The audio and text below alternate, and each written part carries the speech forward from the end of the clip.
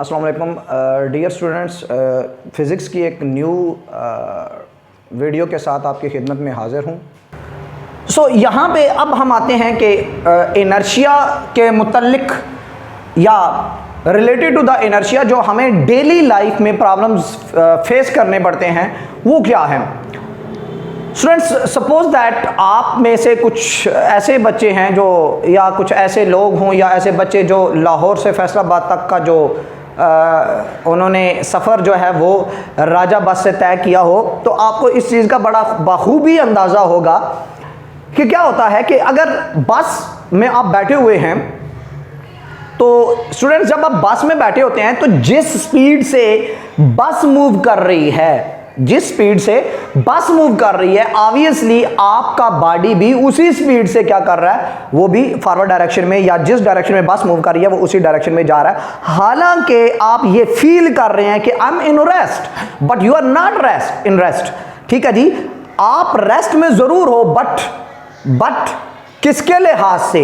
With respect to your जो companions हैं, ठीक है जी, with respect to your companions in the bus, we are present in the bus, ठीक है जी, with respect to all those you are in the rest, but a person which is standing out of the person which is standing on the road, you are not in the state of rest according to them या with respect to him.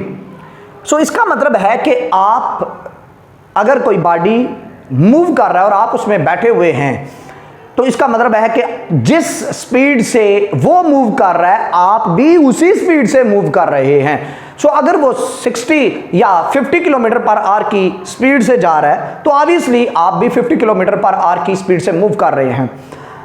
सो अब क्या होता है, suddenly वो break apply करता है, suddenly वो break apply करता है, आप फॉरवर्ड डायरेक्शन में गिरते क्यों हैं? क्यों, क्या वजह है? इसकी सबसे बड़ी वजह है इनर्शिया। क्या होता है कि जब बस मूव कर रही है 50 किलोमीटर पर आवर की स्पीड से मूव कर रही है, you are also moving with the 50 kilometre per hour, but when the brakes are applied, जब ब्रेक्स अप्लाई की जाती हैं तो बस तो स्टॉप होती है, बट देयर इज नथिंग जो आपको स्टॉप कर रही हो। ठीक है जी, कोई ऐसी चीज नहीं है जो आपको स्टॉप कर रही है। सो दैट्स वाई आपका बॉडी क्या करता है, इनर्शिया की वजह से, ठीक है जी, आपका बॉडी रेजिस्ट करता है, आपका बॉडी रेजिस्ट कर रहा है आपकी जो स्टेट है उसको चेंज करने के अगेंस्ट।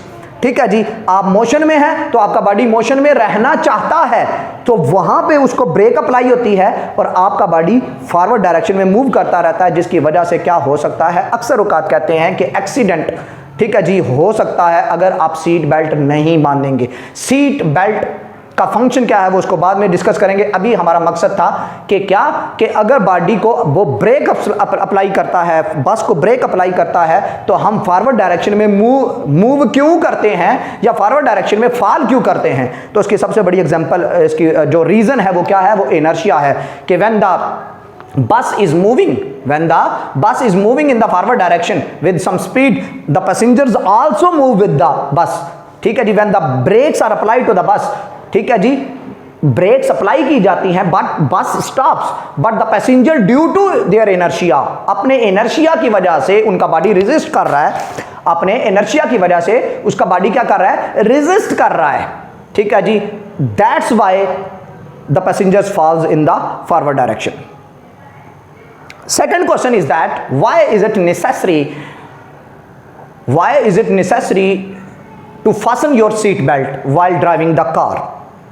अक्सर का ये क्वेश्चन आ जाता होता है, तो या कोई पूछ सकता है, तो जनरली याद रखें, अगेन वही एक्सप्लेनेशन है, कि जब गाड़ी मूव कर रही है तो driver is also moving with the car, उसी स्पीड के साथ जिस स्पीड से कार मूव कर रही है। So if the brakes are applied, अगर ब्रेक्स को हम अप्लाई करते हैं कार को, तो कार तो स्टॉप हो जाएगी, लेकिन हमारा जो बॉडी है वो क्या है, वो मूव करेगा फॉरवर्ड डायरेक्शन में ड्यू टू इट्स इनर्शिया। सो उस इनर्शिया को हम क्या करते हैं, या उस वो जो हम सीट बेल्ट बांधते हैं वो क्या करता है, वो हमारा टाइम ऑफ इम्पैक्ट क्या कर देता है, वो इंक्रीज कर देता है, वो हमें रोकता है। ठीक है जी। तो यानी कि जिस फोर्स से आप आगे की तरफ जाते हैं उसमें वो क्या कर देता है, डिक्रीमेंट कर देता है, जिसकी वजह से हमारी जो क्या होता है, हमारे लिए इजी हो जाता है कि या हमारा जो इम्पैक्ट है वो उस जोर से नहीं होता कि हमें कोई डैमेज हो। So that's why it is necessary. ठीक है जी। हमारा इनर्शिया को वो कंट्रोल करता है, हमें टक्कर लगने से हमारी वो बच जाते हैं हम।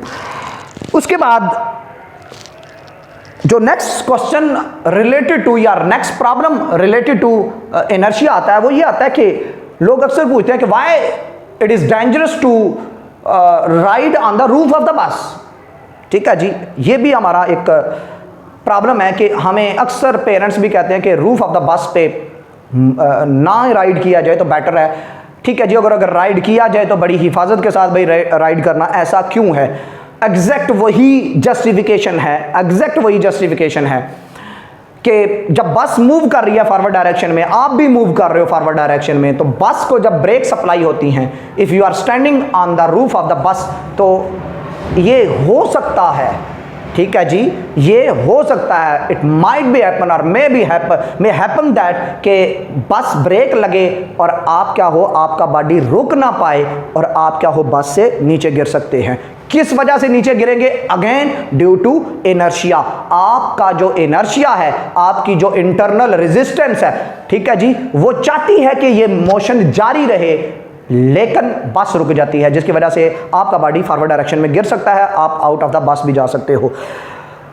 ठीक हो गया जी। अब इसके अलावा जो नेक्स्ट हमें प्रॉब्लम आता है कि अगर कोई बस या कार या कोई भी गाड़ी है, एक शार्प टर्न लेती है, फॉरवर्ड डायरेक्शन में जा रही है और शार्प टर्न काफी ज्यादा स्पीड से लेती है, तो the passengers falls in the outward direction, बाहर की तरफ गिरते हैं। अगर वो इस डायरेक्शन में मूव करता है तो बाहर की तरफ गिरेंगे, यानी कि फॉरवर्ड डायरेक्शन में जा रहे थे तो वो उस डायरेक्शन में गिरेंगे। और अगर वो इस डायरेक्शन में मूव करता है तो वो अगेन फॉरवर्ड डायरेक्शन में, जिधर बस जा रही थी उसी डायरेक्शन में, यानी कि आउटवर्ड इसको बोलते हैं, आउटवर्ड क्या करेंगे, वो गिरना शुरू हो जाएंगे पैसेंजर। तो ऐसा क्यों है? अगेन वही एक्सप्लेनेशन है कि when the bus is moving in the forward direction with some speed, passenger also moves with that speed. So when the bus takes sharp turn, या ड्राइवर जो है वो एक शार्प टर्न लेता है, ठीक है जी, बस तो उस डायरेक्शन में मूव कर जाती है, बट योर बॉडी, ठीक है जी, your body is which is moving in the forward direction resist to move towards the left or right direction, so it keeps on moving in the forward direction. So that's why जो person है, जो passengers हैं, वो forward डायरेक्शनिंग में क्या होते हैं, fall करते हैं। So ये जो इनर्शिया के मुतालिक क्या थे, जो डेली लाइफ के प्रॉब्लम्स हमें फेस करने पड़ते हैं इनर्शिया की वजह से, ठीक है जी, ये वो थे। और इसके अलावा जो एक्टिविटी है कि अगर हम एक पाइल अप करते हैं काइंस को, और पाइल अप करते हैं हम एक कागज़ के पीस के ऊपर, ठीक है जी, पेपर पीस के ऊपर, और अगर हम उसको क्या करते हैं, पेपर को, ठीक है जी, सडनली पुल कर लेते हैं। अब क्या होता है, सडन पुल करने से क्या होता है कि जो इस वक्त दोनों रेस्ट में थे, पेपर भी और जो पाइल था कॉइन्स का, यानी कि जो कॉइन हमने रखे हुए थे वो सारे के सारे क्या थे, वो रेस्ट में थे। लेकिन जब हमने पेपर पर फोर्स लगाई तो पेपर सडनली क्या होगा, मोशन में आया। अब कॉइन्स को उतना टाइम ही नहीं मिलता कि वो अपने आप को पेपर के ऊपर क्या करें, मूव करें। जिस तरह पेपर मूव किया वो मूव नहीं कर सकते, क्योंकि उन पर फोर्स डायरेक्ट नहीं लगी, फोर्स लगी पेपर के ऊपर। सो पेपर ने क्या किया, तो पेपर क्या हुआ, पेपर वहां से निकल गया, ठीक है जी, और पाइल जो है वो अर्थ के ऊपर खड़ा रहता है। और हम अक्सर औकात जो बच्चे थे, जब हम बच्चे थे तो हम भी इस फीस को करते थे। तो ये क्या था, बेसिकली एप्लीकेशन ऑफ इनर्शिया था, हम इनर्शिया को फॉलो करते हुए, ठीक है जी, दोनों रेस्ट में और रेस्ट में रहना चाहते हैं, ठीक है जी। लेकिन जब हम फोर्स लगाते हैं पेपर के ऊपर, उसको तो हमने मोशन में कर लिया, मूव कर गया, लेकिन ड्यू टू इनर्शिया जो कॉलम था, वो जो पाइल था कॉइन्स का, वो वहां का वहां रहा। So these are the main problems which we face in our daily life related to the inertia. Hope so students आपको ये लेक्चर, आपने ये लेक्चर लाइक किया होगा। नेक्स्ट लेक्चर तक के लिए अल्लाह हाफिज़।